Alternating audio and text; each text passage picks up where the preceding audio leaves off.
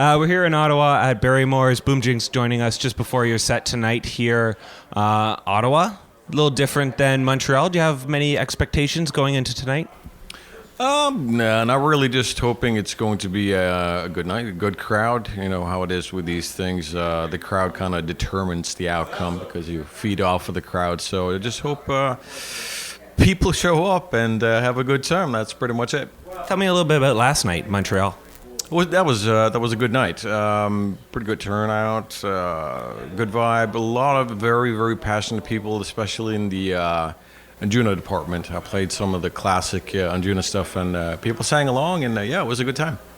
Ottawa's a really different crowd because it's sort of situated a little bit between Montreal, a little bit between Toronto, and doesn't necessarily have sort of the historical knowledge of some of these other places. So you get a lot of decently well-known names or names before they break come through, and then people remember those kind of nights.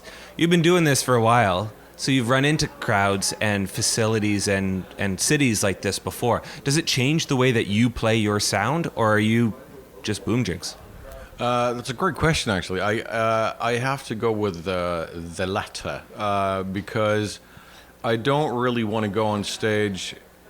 How can I put this? I'd rather take the bullet for being me than being, because there's a difference between artist DJs and, well, I'm afraid to say DJs, but I don't show up with 2 billion tracks and shift over to techno just because what I'm playing doesn't work. In that case, I've been booked to the wrong place, but by all means, of course, I do try to adapt as much as possible, but depending on how the crowd is and what the feedback is, But long story short, I'm flexible, but not to the extent that it completely changed my identity. Now, not to jinx tonight how everything works out, but can you tell me a time where you've come into a place and played and just realized, why am I here? Has there been many of those nights, or does it usually sort of pan out so at least you have a bit of a smile at the end of the night? You know what? You have Jinx tonight now. I'll not be playing at all. This is the end for me. No, but seriously, I've honestly not really seen a lot of shows where that happens, but there's always the occasional show where not a lot of people show up, and that's a death sentence for a DJ, because once again you feed off of the crowd, and sometimes it's a full night. There's a lot of people having fun, and you're having fun because of it. And then you have other nights where there's just not a lot of people, and you stand there and you try to be energetic and positive, and you just see like a handful of people just walking around like piss ants lost in a snowstorm. So I don't know. Is in your travels, have you noticed a difference across the country here in Canada, and maybe how it compares to, say, some of the spots in the States? Honestly, the first time I played Canada was as recent as last year, and that was in Toronto. That was a good night. And the second time was yesterday, and both were good. So I feel a bit inexperienced to give you a qualified answer on that one. So I don't know.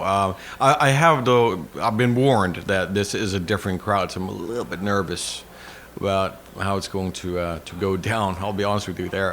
But yeah, I hope it goes well. The people that know your sound and know where you come from in the background know what to expect, and you're going to always get those pure fans, especially around the Anjuna side, so I wouldn't worry too much around that. Is there a city or a location that anytime it sort of comes up in conversation with the booking crews or opportunities that you say, okay, you know what, yeah, let's do whatever we can to get back to that spot? Well, there are places where I personally really like to play for personal reasons, and there's the professional side to that, and which I guess is kind of connected too. But yeah, there's definitely like LA, love LA, SF. There's a bit of a list on that one, to be honest, but. You know what? I'm not in any position to sort of demand to come back, but that's not really what you said either, I suppose. But there are places where I'd like to come back, and Montreal being one of them, actually. But you sort of just when you're in this position and you don't have the what can I say, the power to sort of choose where to play, if you know what I mean. Then you just you're grateful for where you can play and hope for a good night and a good show, and that the people who booked you are happy and the crowd is happy and you're happy with your own performance. Now, you're on a decently long sort of stint over the next little while through North America. Where is it that you're off to? You mean up next? Let me see if I can remember this. I think next up is, I have to think about this, New York. And then I believe it is San Francisco, and then Sacramento, and then LA, and then DC, and then Vancouver. I think I got that right. So you're here for a little while. Do you find that you jump to a spot and do 3-4 weeks kind of on the go, and then you get some time back in studio, back at home? Or is it still just constantly weekend? You mean in terms of gigging? No. I still, the majority of the time I spend with music is still very much in the studio. But I've reached that point in my life where I realize all the ladies are still having a peek at me now and then. I'm getting old. So no midlife crisis, but if I want to do this, I got to do it now. And to do that, to reach that point where you are constantly on the road, or I'm not even sure I want to be constantly on the road, but to have a lot of gigs, you have to put out really good music that does well. So the majority of the time is still very much spent in the studio, but I do gig more and more, so I must be doing something right.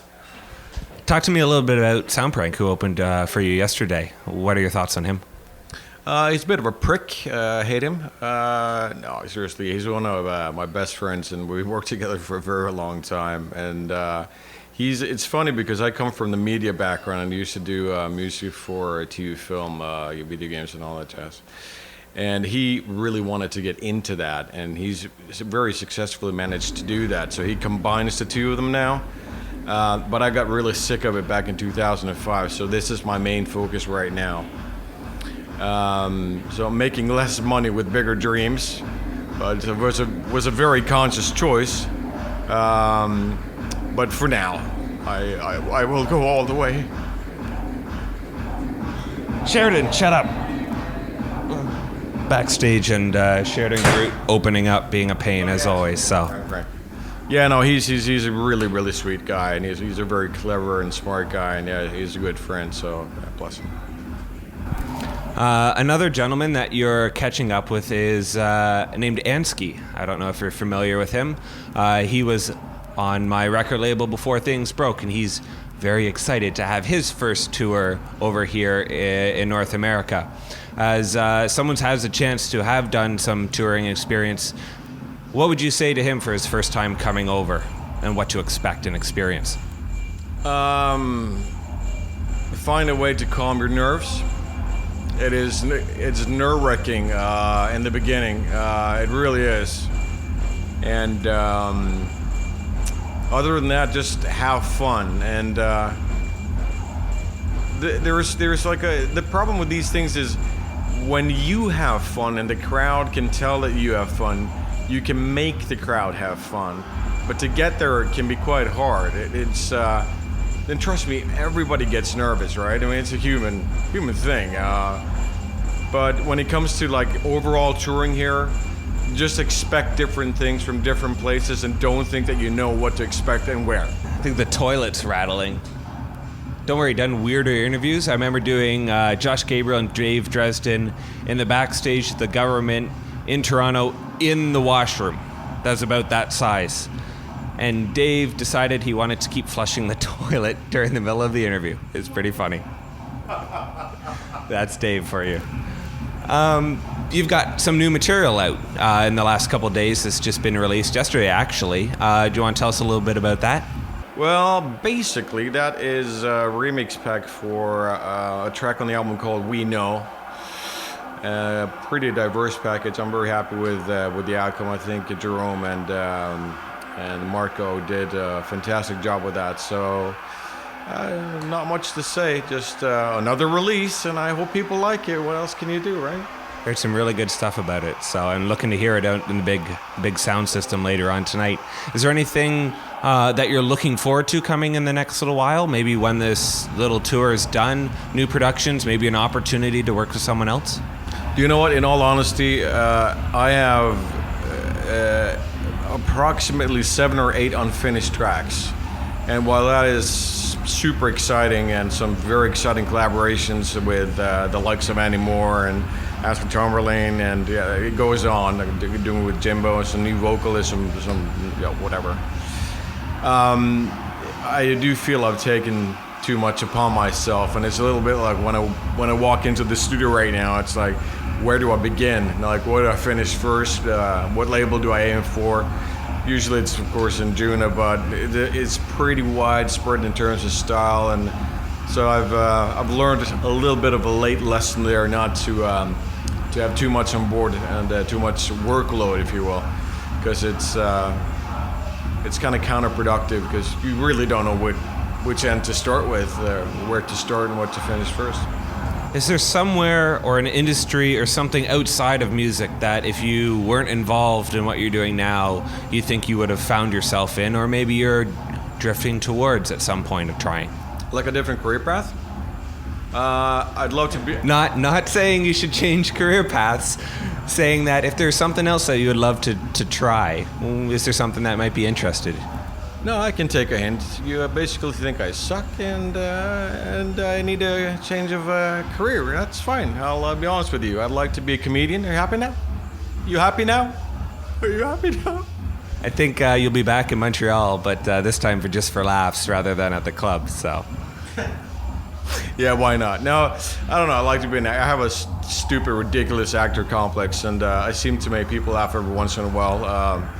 Don't take my word for it, though. But, yeah, other than that, I don't know. I've been doing music since I was 16, so you become kind of blind. I don't look at other careers like with jealous eyes and I wish and so forth. But if I were to name 2 things, those would probably be it. But, I mean, they're not the easiest things to get into and succeed in either, you know, so I think I better stick to music. And I guess finally, just to wrap up, steak or sushi? You're asking it a very simple question at a very complicated time. I've really changed my diet these last 6 months, and I try to eat light. So I would go with steak by preference and taste, but if I were to have it right now, at this moment, I would go with sushi. Fair enough? Fair enough. Thank you so much for your time. Appreciate it. And have some fun out there tonight. I think it's going to be a pretty good night. Thank you very much. Thank you. Hey, this is Boom Jinx, and you're listening to Amplify Radio. Presents. Hey, this is Boom Jinx, and you're listening to Amplified Radio Presents. Hey, this is Boom Jinx, and you're listening to Amplify Radio Presents. Hey, this is Boom Jinx, and you're listening to Amplify Radio Presents. Hey, this is Boom Jinx. Hey, this is Boom Jinx, and you're listening to Amplify. Hey, this is Boom Jinx, and you're listening to Amplified Radio Presents. And this is my latest track. And this is my latest track. And this is my latest track.